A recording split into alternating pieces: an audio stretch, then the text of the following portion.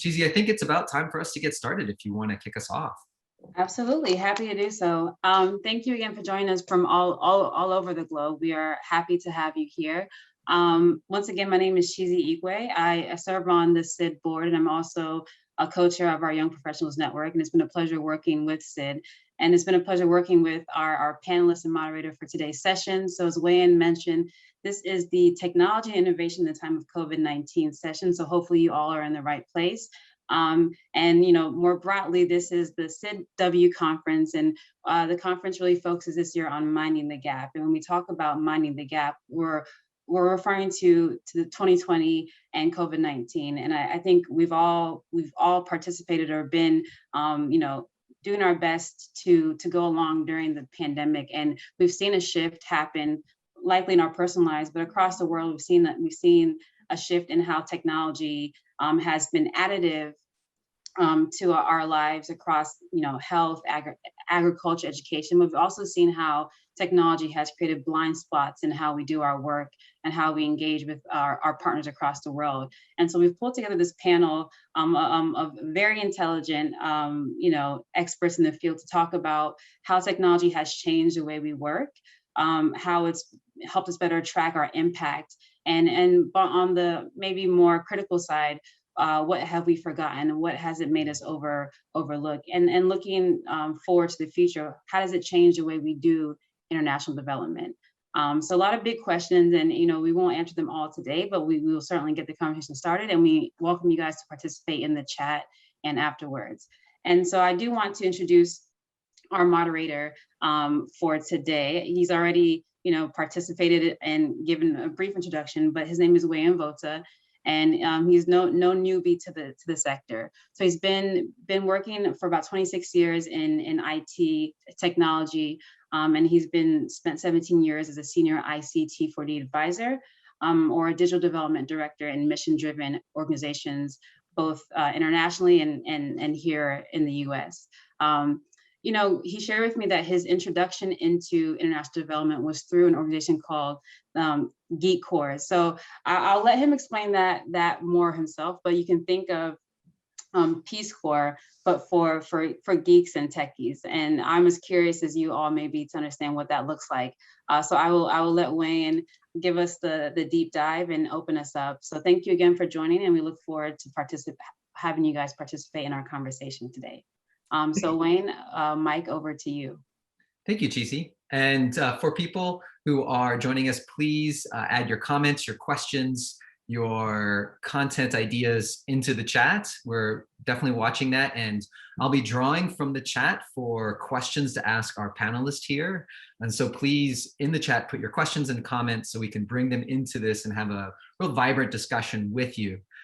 So yes, I'm Wayan Vota, and I started international development with Geek Corps, best thought of as Peace Corps for the geeks. And really our idea there was how to do knowledge transfer, how to improve the skills and abilities of people in African countries with our expertise from Western countries. That was back in 2004. I think nowadays that kind of skills transfer is not needed in that way. We have some really strong and amazing technologists across the continent. So these days, actually, I work at IntraHealth International, and I'm the digital health director. But enough about me. I'm going to start asking our panelists here to introduce themselves, starting with a fun leading question to help them open up and describe themselves. And if you keep it to 2 minutes each, please, we can move into the good questions afterwards. So Alexis, I'm going to start with you. This year has definitely required a lot of innovative thinking and very quick pivot to digitization. I think all of us went to work from home globally in 2 weeks, a month, which was stunning since we've been trying to get people to do work from home for decades. And then boom, it happened in 2 weeks. What have you seen in sense of trends that you expect to stay post-COVID? Yeah, it's a great point. And actually, I was one of USAID's first telework executives, so it is very interesting to see it come all the way, to what's happened over the last year. I think, one thing that is really interesting for us just to kind of or that I reflect on is that, had COVID happened even 5 years ago or 10 years ago, right, we were still arguing about whether a cell phone was relevant to development 10 years ago. I remember some of the, really forward-leaning mobile team at USAID, kind of trying to convince people. And so it's really interesting. And I feel like in some ways we're actually lucky, to be in the moment that we are, but not everyone is in the same moment. So if we think about some of the things that I think will continue, or I certainly hope will continue past COVID, I think one is data sharing, right? I mean, really, this last year really kind of upended this idea of, maybe of data isolation into recognizing that we need data, we need to share data. And that's a cultural shift that I think is really important, and hopefully one that, we accepted navigating things like privacy and security in different ways in order to share this compelling data that we all needed. I think a second is we're going to probably see more real-time policy, right? With better information flows, with better data. I think there's a desire to generally move from reactiveness, if you will, to that proactivity, and using information to qualify that. So I think we're going to see more real-time policy, as the norm. I also think, obviously we've all had to come to this realization that not only does tech have a place in development, but it's actually probably going to be pretty critical, but it's about augmenting the human experience, not replacing it. So I think a lot of intentionality around there. And the last, three quick notes, I think what's been really exciting to me has been this shift of, like, what I would refer to as customer centricity and localization, right? Of intimacy, really bringing out the voice and the work done at a local level, because let's be honest, we just couldn't get there. And I think that actually really opened our eyes to the fact that great development work, can actually happen and be driven at that local level and be driven by that perception of local customer value, and put that customer, the constituent, in the driver's seat in ways that, to be honest, we hadn't done as well before. I think it's also opened up an appetite around systems agility, kind of recognizing from a technical standpoint that a one-off project system is probably not as useful as a country like ecosystem, from a technology standpoint. And then the final one, I think, to Cheesy's point in framing our discussion, is really about inclusion, equity, and sustainability, right? These are things that I think international development champions have always cared about. But I think we found in this last year, not only even more appetite to address them, but more practicality in how we do that. And so I think my hope is that we go from even more richness around not just lamenting them, but actually thinking about how do we action, how do we use common ways, new technologies, new processes to really prioritize that in a conversation. So those are kind of my six that I think I'll predict, or I hope won't change necessarily as we move forward. Thank you. I think those were great. And Darlene, I want to go to you next. And I want to build this concept that Alexis brought forth, that technology has leveled the playing field between field and headquarters. In the chat, in the forum at the conference, I started a discussion on what is the single greatest change that COVID has brought to the way you work. And maybe I had a leading first comment, but everybody has been really talking about this concept of being able to reach and engage with field staff, and field staff engage with us much easier and faster and on a level field than before. Before, you would have people clustered in person in one area and the other, and whomever was outside that area would just call in on a crackly conference line. Now we're all equal on a crackly Zoom line. So how has the COVID pandemic changed the power dynamics in global health between the North and the South? And is that permanent, or will that switch back as soon as we go back to the office? Yeah, Wayne, I think that's a really good question. I think what's exciting about this time is that we have this convergence of events that's really driving our discussions about equity in international development. You have the Black Lives Matter movement. You have the growth and proliferation of women in global health. You have the COVID pandemic. And so you have all of these conversations that are sort of converging. And I read this fascinating article about what they call the asymmetry of power. And so what I've experienced in my work is that there's been this awakening in the global South because we've not been able to, conduct technical assistance in the ways that we have. We haven't been able to fly that expert over to a country. And so now this awakening of figuring out how to make platforms and data systems work without this technical assistance or oversight by donors. And so my hope is that this awakening becomes sustainable. But in order for that awakening to become sustainable, I think there are a few key things that we need to ensure. One is that as donors, we need to work on, donors need to focus on localizing funding decisions. There needs to be more South to South engagement. And then there needs to be more movement toward racial equity and inclusion in both the global North and global South in international development. To pull on Alexis's point again, I do also think that there was this glimmer of hope that we were going to move from this siloed approach to technology in health and start to look at systems that were interoperability and that could work across the entire global health ecosystem. And I found that trend very exciting, but I worry that we will revert back to our old ways of creating this siloed approach to health information systems, and this approach where only the voice of the global North is heard in funding decisions and engaging and in creating networks. Thanks. Thank you, Darlene. I think that's really intriguing and is a challenge, is how do we break down those silos? Or I like to call them pillars of excellence.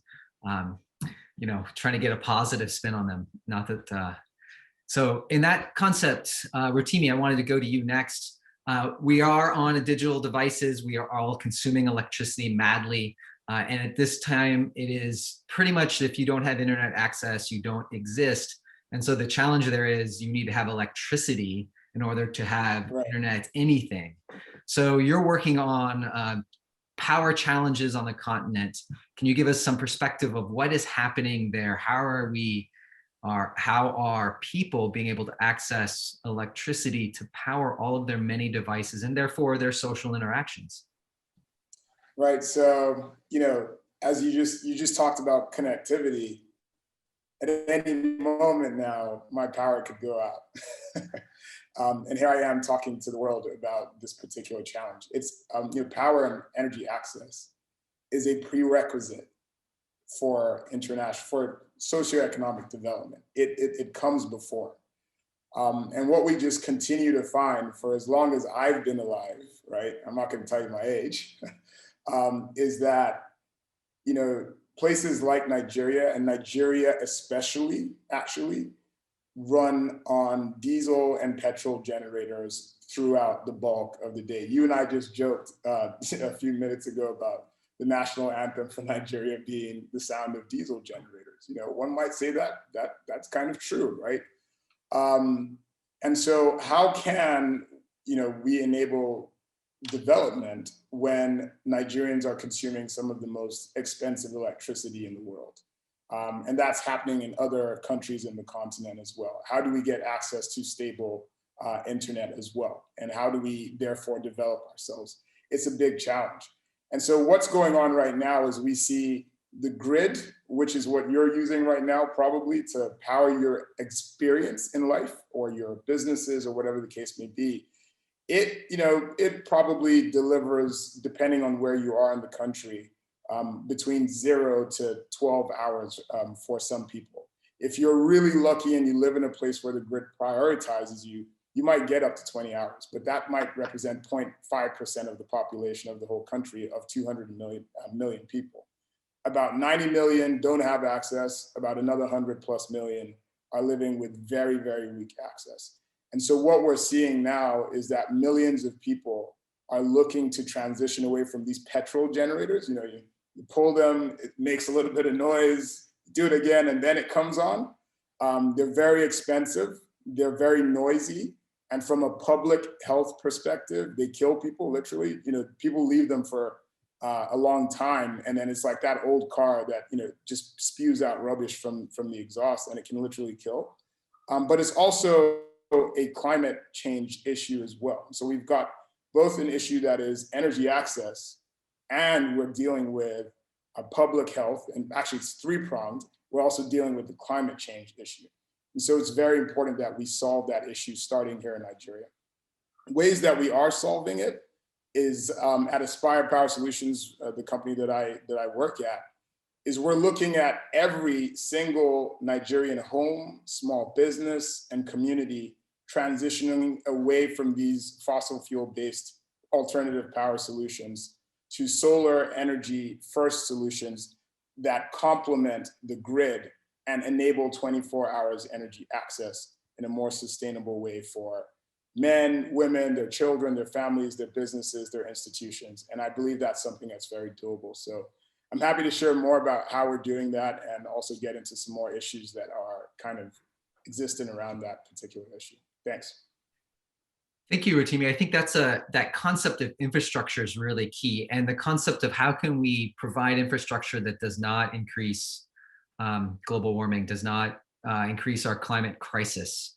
There is a concept thinking through that technology can be a problem aspect of climate change, since server farms do produce a lot or consume a lot of electricity, and all of our gadgets require rare earths and other materials to be manufactured, and then not to mention e-waste.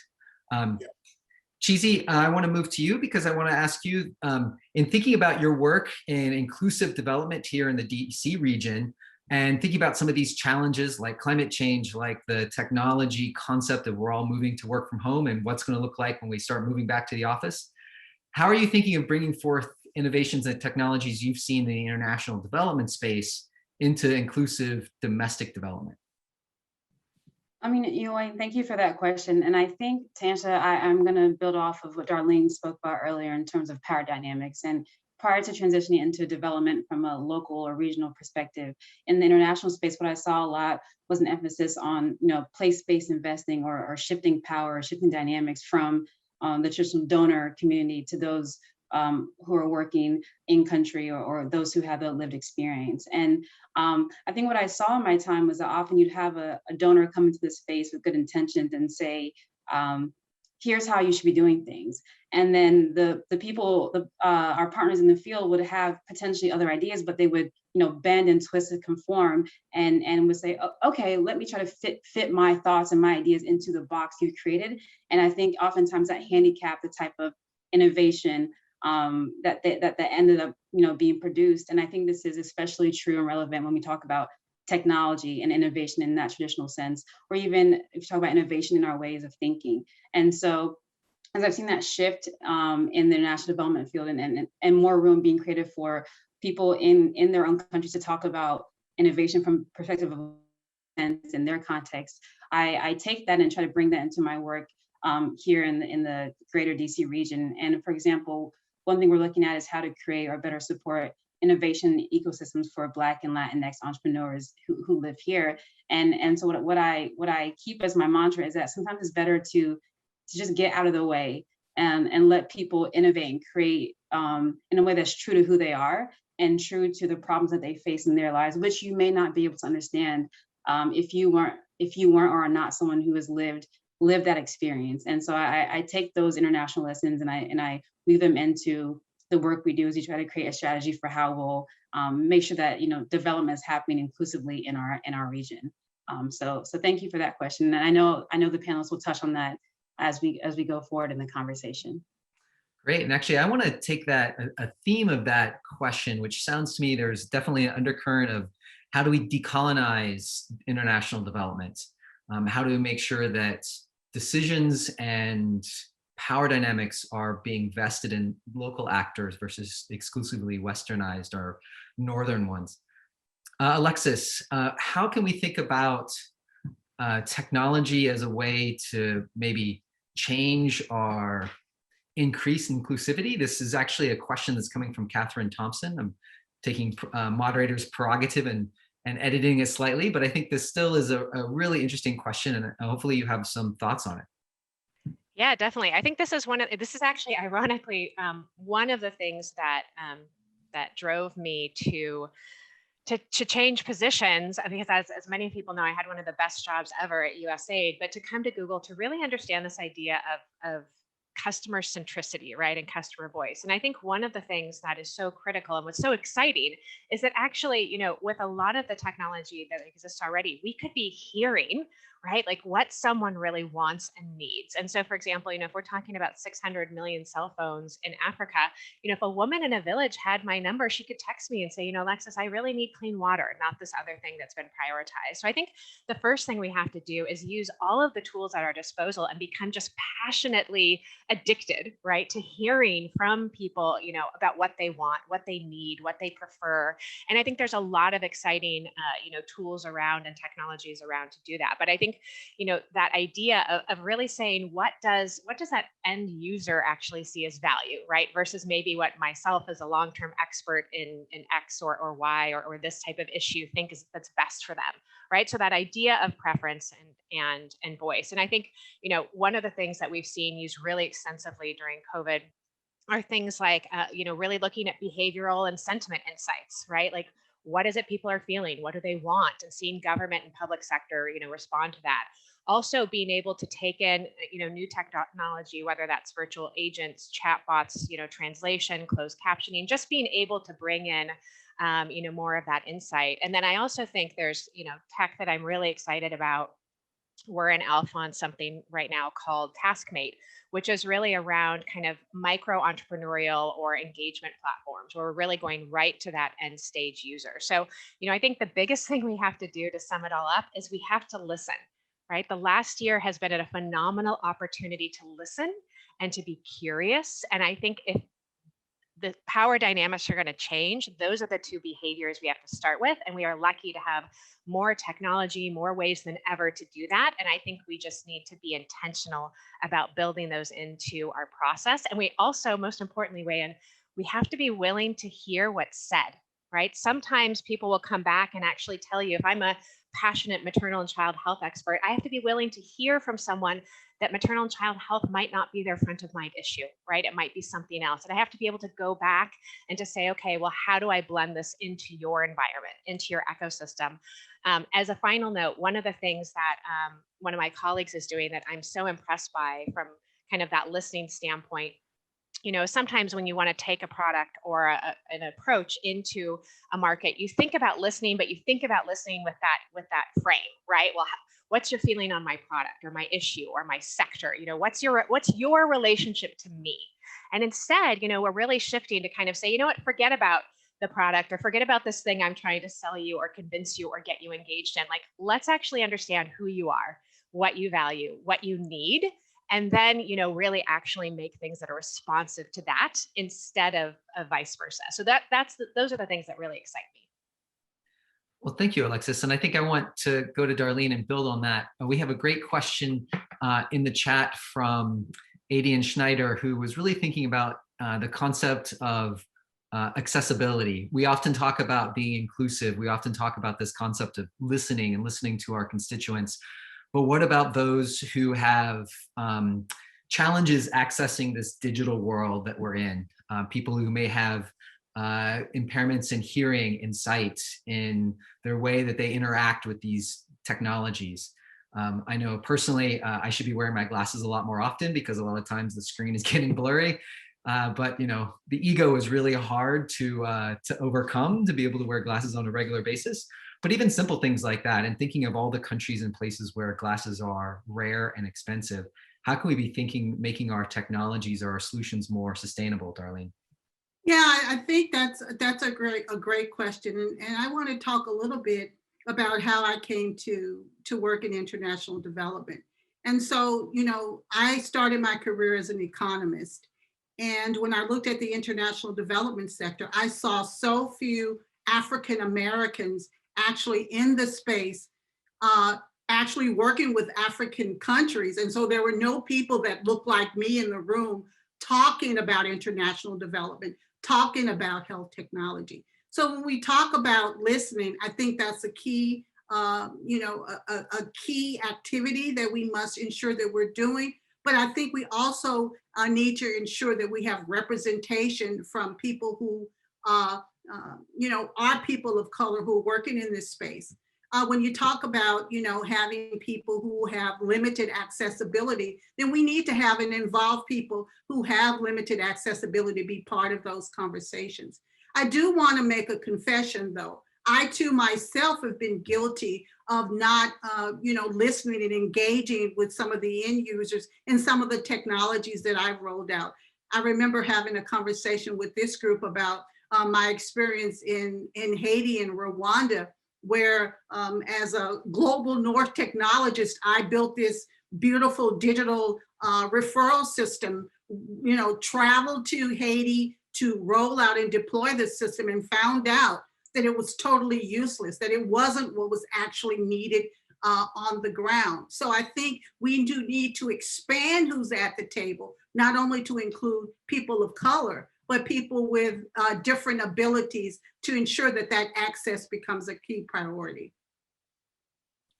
Hey, Rotimi, I like this concept here of listening to people and changing your solution, changing your mindset based on what they say.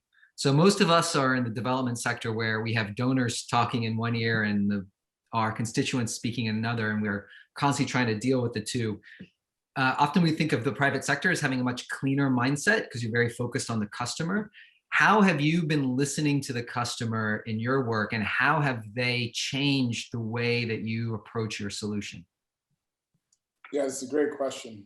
I think if you think about Nigeria, and if you think about, and I'm just using it as a one place in Africa, quite frankly, in the world that is dealing with this energy access issue as well.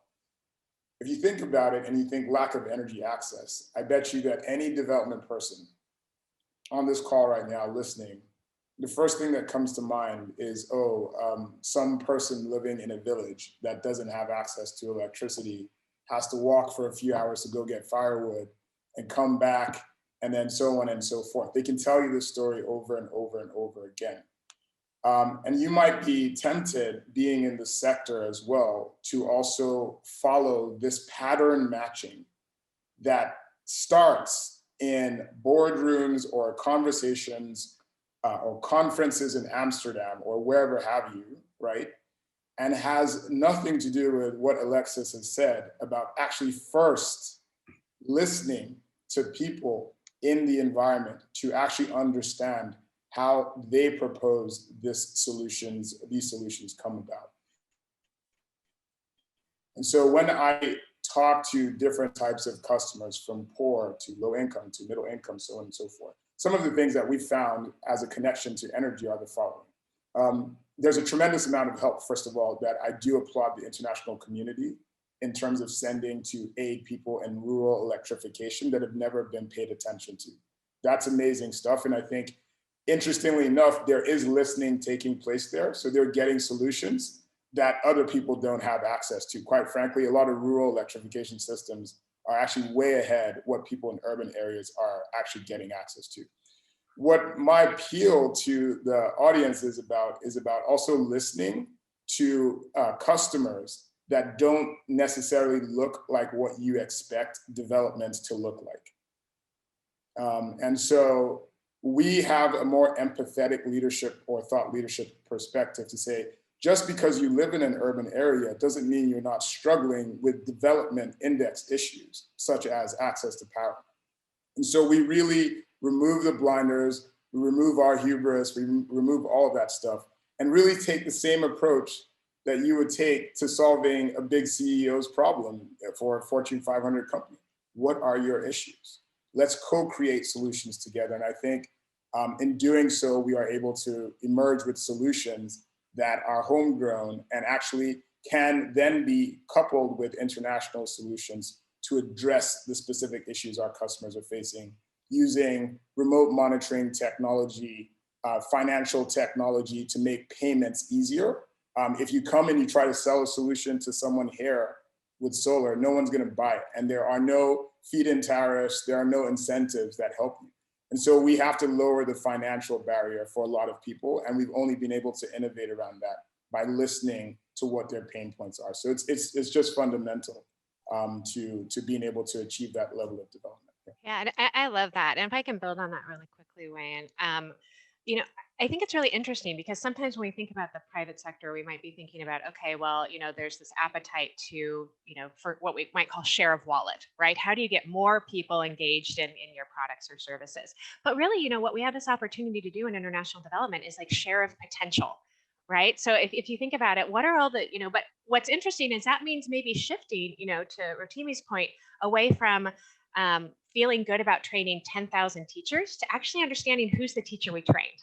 How does she live? What does she need? And if you think about all of the different ways that whether it's USAID or an NGO or an implementer or DFID or any of those groups provide value, there's so much value being provided. But if we could be a little bit quicker to ask, who is this person we're serving? What do they need? Then value can really envelop them, right? That share of potential can envelop them. Right now we tend to kind of say, okay, here's this sector, right? And you're served in this, and here's this sector.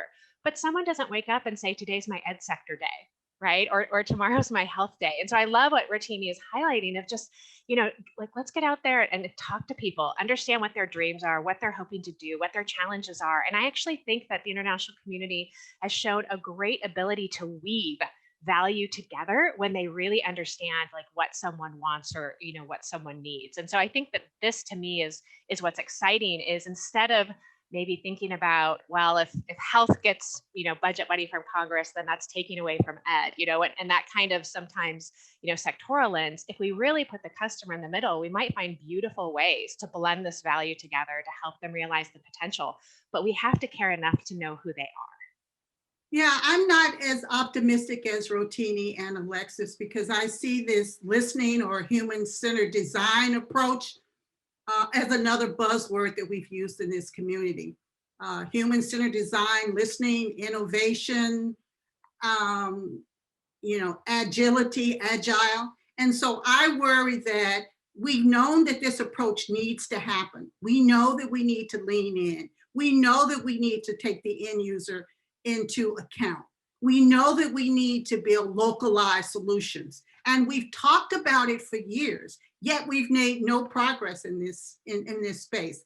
So I'm glad to hear that we're having these conversations, yet I am a little bit exhausted of knowing that this needs to happen. And we've sort of talked around this for years in this sector. So I don't want to be a little bit jaded, but I just feel that what we're talking about is human-centered design. And I'm just thinking, oh, this is another buzzword that we're using in the international development space. So Darlene, to that point, I agree. So the question is like, what are the practical things that we do, right? I mean, one thing might be in a CDCS process or strategy process, we could bring partners together and say, what have customers actually told you they want, right? And we could listen, or we could do local surveys. I mean, there's so many things to your point of having a value versus actioning it. I mean, I would love, Wei, and maybe in chat, people could put in some ideas, to Darlene's point about, what are ways to make sure that we're actually getting that voice, and that, as people deciding funding or projects, et cetera, that they may be more permeable, right, to hearing that and to actioning on it, from Darlene's point.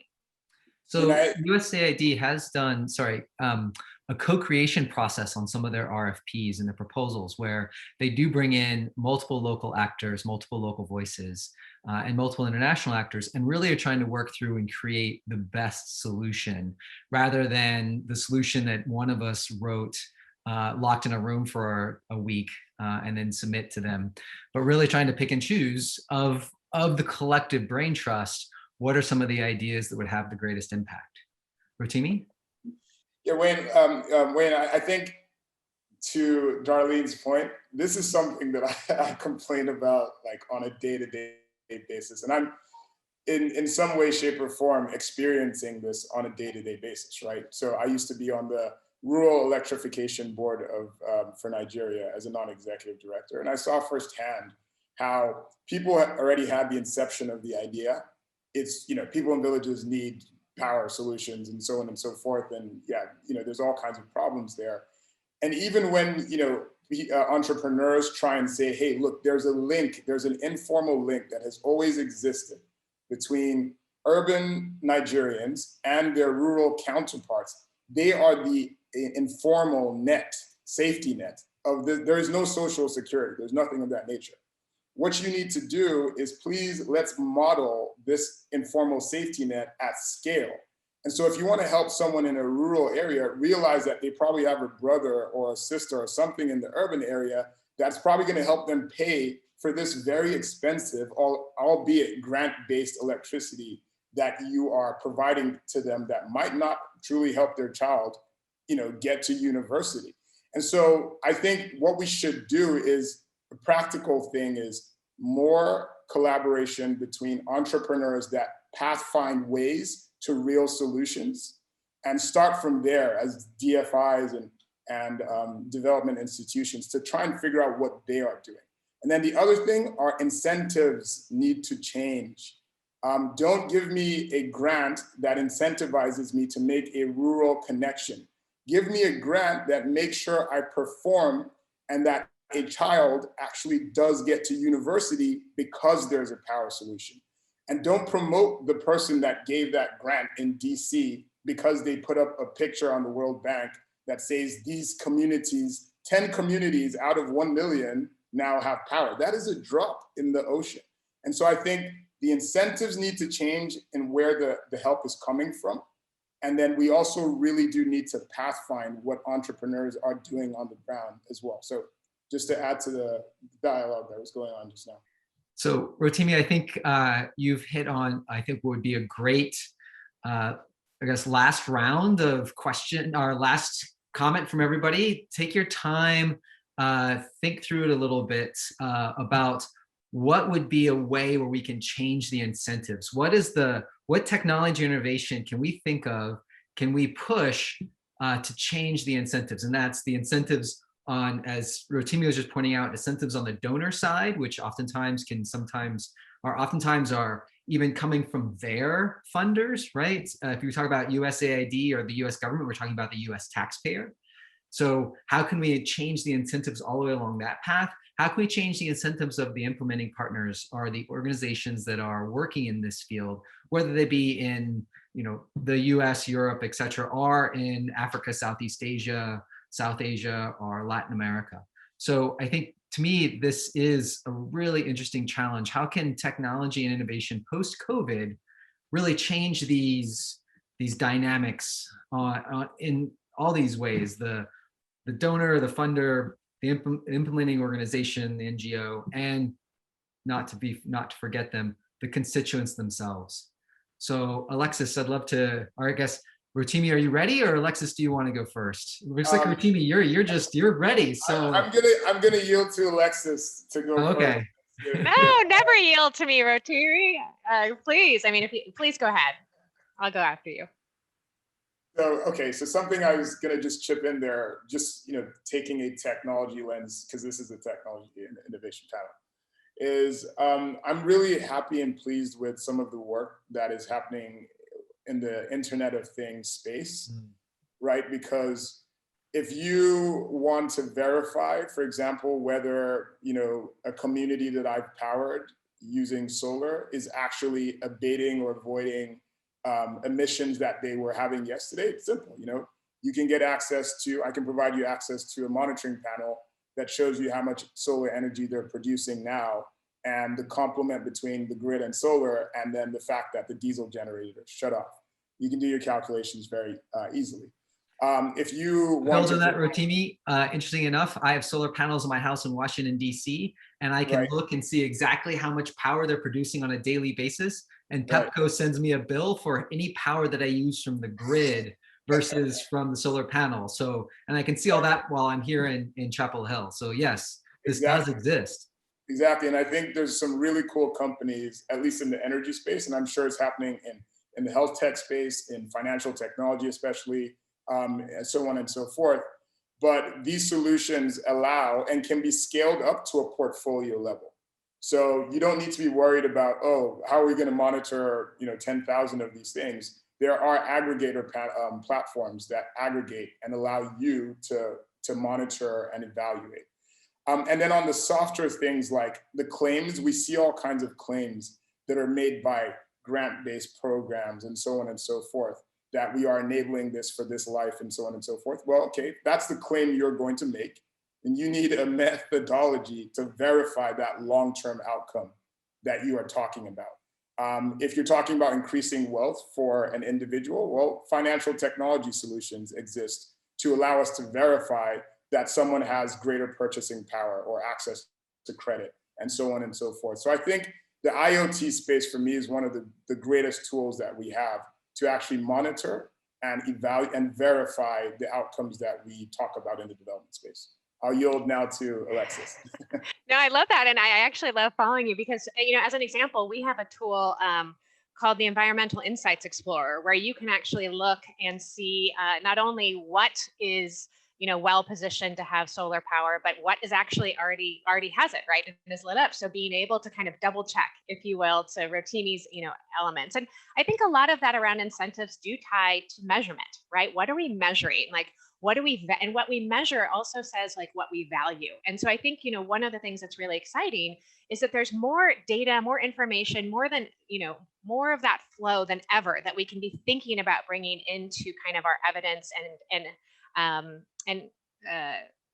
kind of incentive structure. But I also think, for example, what I would love to see is if someone does a project, how does the actual customer score the value of that project to them? Are we actually getting end state, is there satisfaction score, right? So for Rotimi, I'm sure he's really focused on, did the user actually really like value?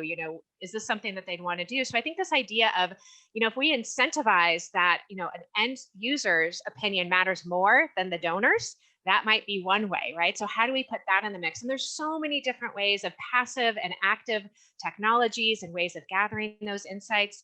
And I also think this idea of, at the end of a project, how much better does USAID know who they're serving, right? Through that implementer. So can an implementer or partner or NGO or social entrepreneur like Rotimi, can they actually, provide back and say, this is who we served. This is the view of your customer. This is the other thing that they might need. I mean, imagine ending one project and being able to tell USAID based on, or any funder, based on where we took, we're able to deliver value. Here's what they might next need, right? Or here's an insight we have around what other types of value might look like. And here's their voice, right, that actually directed that. So I think this idea of measurement, of evidence, and of incentives all ultimately have to be aligned, to Darlene's point of actually making the clock tick in the direction we want instead of just being there.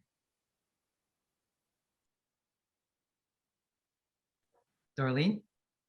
Yeah, so I'm going to talk about it from the health technology perspective, which is probably going to be a little bit different than the key points from Alexis and Rotimi. And, we're hearing a lot about advanced analytics, AI, machine learning, how they're the key to driving a lot of monumental change in the health space and access and quality of care. But what I would like both our donors and international partners to focus on is something very basic. And that's moving away from the siloed approach to health information systems. I've worked in countries where I've maintained a system for malaria, a system for HIV, a system for maternal child health, and they're all different systems that not only make our work more complicated as partners, but make the country's work more complicated in how to maintain all of these various systems and platforms. And so what I would like to see is a way that we, in our work, sort of holistically address the challenges of the health information ecosystem. I know, for example, when I've worked in countries, even if I'm working on an HIV, technology platform, and there is a need on the malaria platform, but if that's not within the scope of my work, then I can't really address or build capacity in that area. So I'm still excited about some of the global goods that are looking at, health information systems from a more sort of generic approach. About 10 years ago, there was a big focus on electronic medical records and electronic health records. And I'd like to see some emphasis on that take place primarily in the primary healthcare area.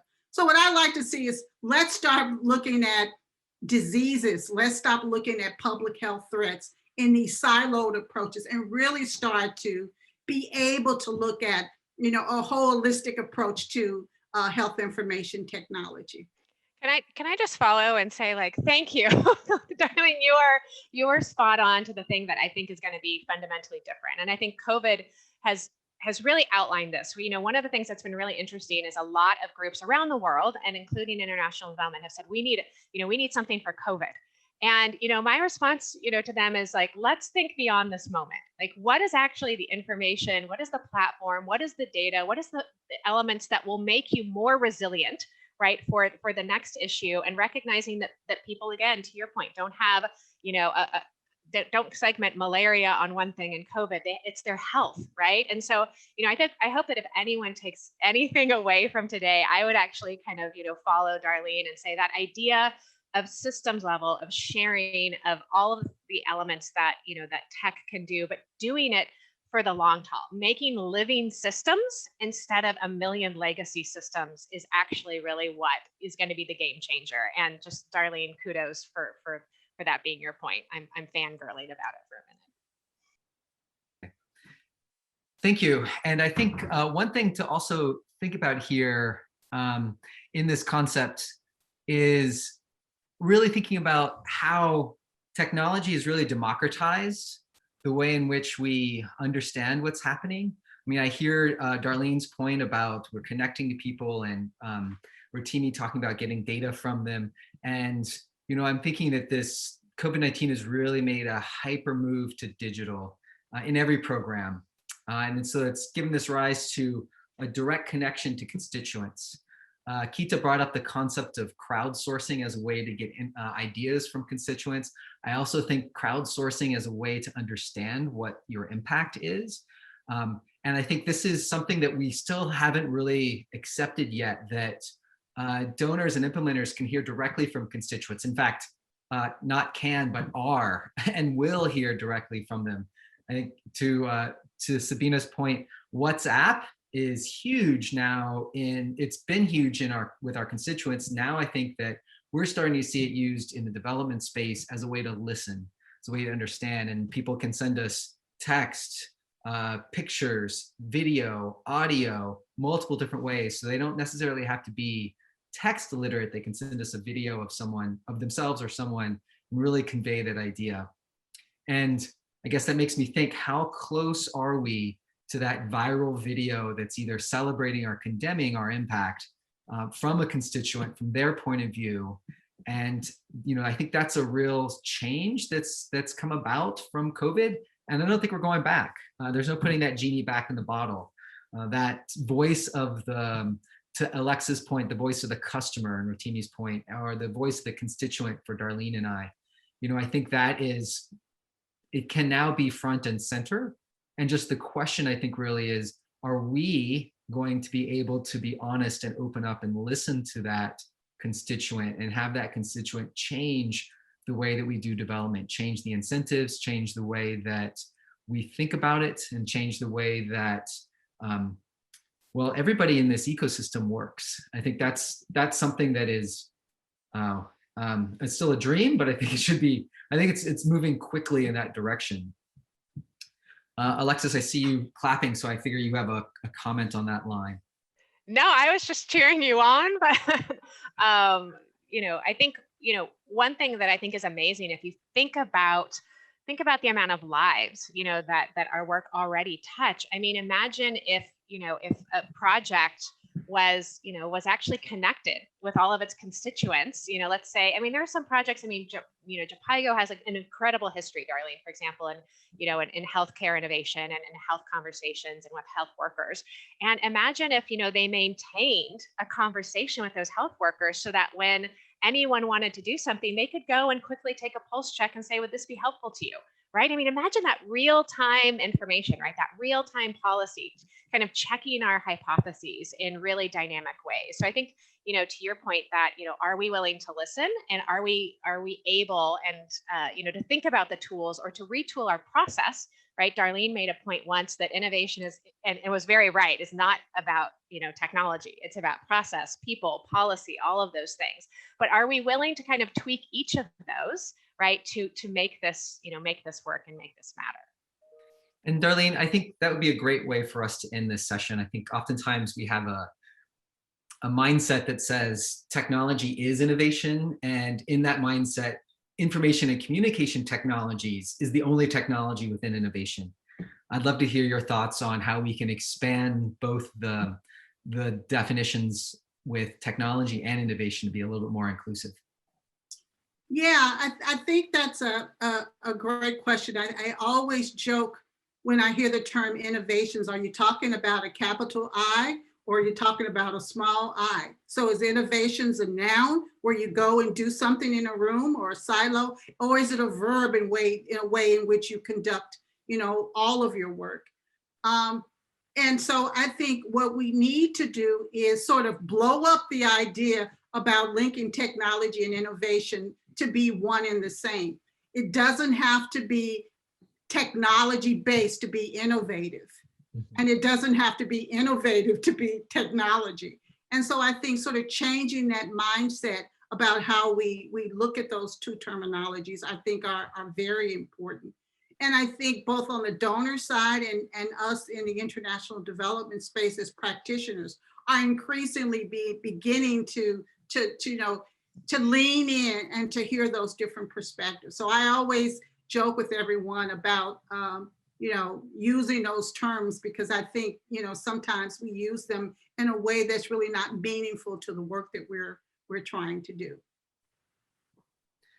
Awesome. Thank you, Darlene. I think that's a great place to end this in this session, in this concept that we really should be thinking about technology and innovation in a much more inclusive fashion overall. And definitely COVID-19 and its after effects will have lasting changes in the way that we do our act as innovators and as technologists. So, all right, thank you, everybody. Thank you, Alexis, Rotimi, and Darlene for joining us. Thank you, Cheesy, for bringing us all together. And with that, I think it was a great session. You can feel free to keep discussing and commenting on this session in the chat. The chat will stay open for your thoughts and ideas. And I think the four of us will definitely be jumping in and catching up on the chat now that we can. We've been kind of focused here in the video world. So really excited to hear what you all have said. And thank you so much for joining us for this session.